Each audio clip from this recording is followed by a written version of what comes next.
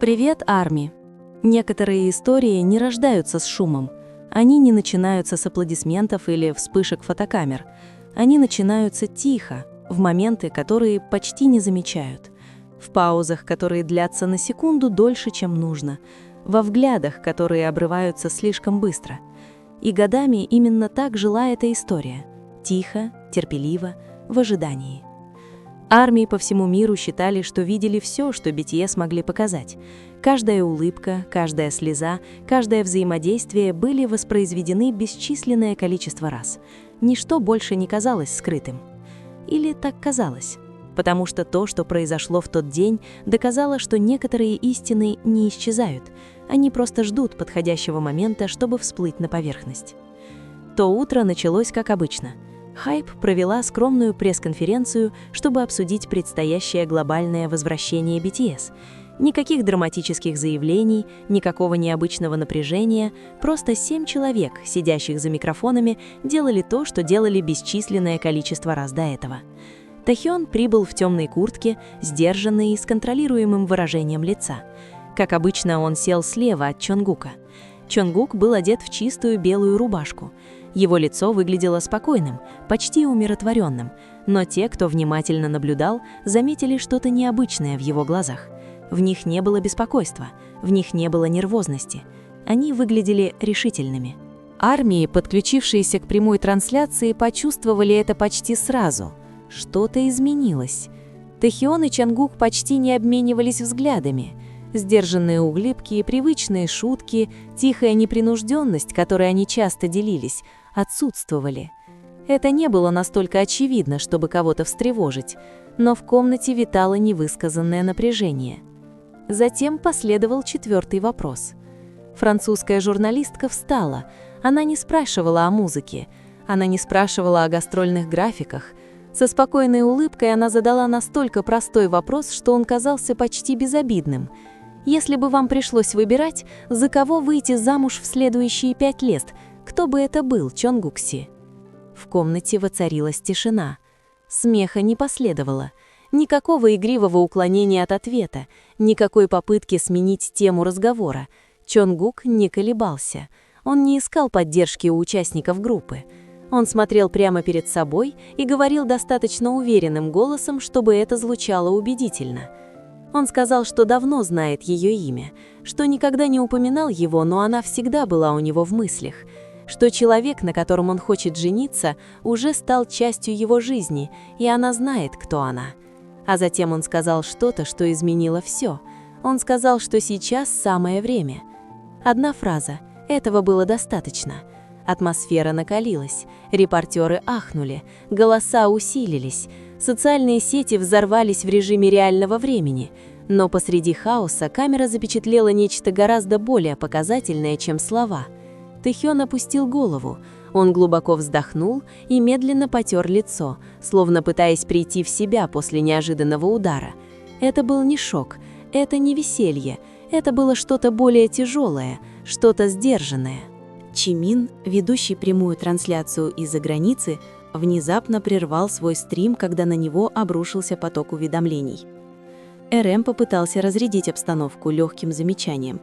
Его улыбка была немного слишком наигранной. Шуга смотрел на стол молча, отстраненно, словно решив не участвовать в разговоре. Только Тэхён выглядел заметно изменившимся, и зрители сразу это заметили. Сначала мир предположил очевидное – женщина, тайные отношения, долго скрываемая любовь. Но когда фанаты начали пересматривать слова Чонгука, что-то показалось им странным. Он ни разу не говорил напрямую о женщине. Его формулировки были осторожными, намеренными. И когда он закончил говорить, его взгляд переместился. Не случайно, а решительно. Влево, к Тэхёну. Эксперты по языку тела высказали свое мнение. Японский аналитик отметил, что взгляд Чонгука говорил скорее о подтверждении, чем о неуверенности. Американский медиапсихолог заметил, что реакция Тэхёна была вызвана не удивлением, а сдержанностью, словно он сдерживал то, что было давно известно. Затем хайп вмешались. Всего через 2 часа оригинальная трансляция исчезла. Миниатюры были изменены, заголовки отредактированы. Некоторые фрагменты ответа Чонгука отсутствовали. Фанаты, сохранившие оригинальную запись, быстро перезагрузили ее, сравнивая версии Кокадрова. Целые фразы были удалены. Вопрос быстро распространился. Если признание ничего не значило, зачем его подвергать цензуре? На корейском форуме появился анонимный пост, якобы написанный бывшим сотрудником HYBE. Заявление было смелым. Чонгук пытался что-то раскрыть еще в 2020 году, но его неоднократно останавливали. И вот, наконец, он это сделал, в прямом эфире, без фильтров, сидя прямо рядом с Тэхёном. Через несколько минут после конференции короткий ролик стал вирусным. В нем губы Тэхёна двигались почти незаметно. Казалось, он сказал: «Он действительно это сделал». Кого он имел в виду? И что именно было сделано? Вариантов интерпретаций стало множество, но одно было неоспоримо. Реакция Тэхёна была гораздо более эмоциональной, чем у всех остальных. У здания HYBE стояли папарацци. Чонгук вышел первым, натянув толстовку на бок, маска закрывала большую часть лица. Но его взгляд был острым, сосредоточенным, почти с облегчением, словно наконец-то с плеч свалился груз. Тэхён вышел несколько минут спустя. Ни менеджеров, ни свиты. Репортер крикнул, знает ли он, о ком говорил Чонгук. Тэхён замер, слегка повернулся и прошептал, что все узнают, но не сегодня. Эти слова разлетелись, как лесной пожар. Фанаты начали копаться в прошлом. Старые интервью, забытые отрывки. Один из них всплыл в 2018 году, во время непринужденного интервью за кулисами в Японии. Ведущий в шутку спросил, за кого из участников они бы вышли замуж. Все рассмеялись. Чонгук не ответил сразу. Он посмотрел на Тэхёна, мягко улыбнулся и сказал, что, по его мнению, Тэхён был бы отличным спутником жизни. Тогда это было воспринято как шутка.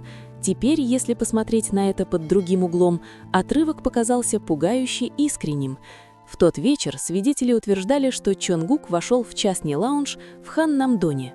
Несколько минут спустя, неподалеку, так сообщается, видели машину, связанную с Тэхёном. Никаких фотографий, подтверждающих это, никаких заявлений. Но на следующее утро Тэхён опубликовал короткую историю в Инстаграм. Если мы больше не можем это скрывать, готовы ли вы взглянуть этому в лицо? Она длилась всего 15 минут, достаточно долго. Мир отреагировал мгновенно. IU опубликовала смайлик с широко раскрытыми глазами. Лиза написала в Твиттере одно слово «шокирующе» и удалила его через несколько минут.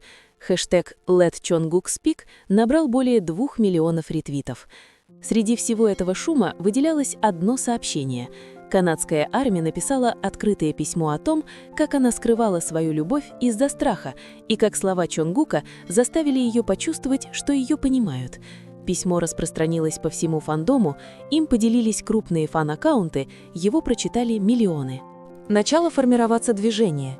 Фанаты из десятков стран объединились вокруг идеи, что любовь, в какой бы форме она ни проявлялась, не должна быть замалчена. И все же один вопрос оставался без ответа. Кого именно имел в виду Чонгук? Кого-то из своего прошлого? Кто-то вне индустрии? Или кто-то, кто всегда был рядом, стоял рядом с ним под теми же софитами, делил с ним сцену? А что насчет Тэхёна? Было ли его молчание актом защиты или признаком боли? Потому что в таких историях всегда есть кто-то, кто выбирает молчание, чтобы другому не пришлось молчать. И, возможно, Тэхён делал это гораздо дольше, чем кто-либо предполагал. По мере того, как фанаты собирают воедино взгляды, слова и моменты, которые когда-то считались совпадением, одна истина становится невозможно игнорировать. Некоторые истории никогда не должны были быть громкими, они должны были быть прочувствованы. И, может быть, мир только сейчас начинает понимать то, что все это время скрывалось на виду.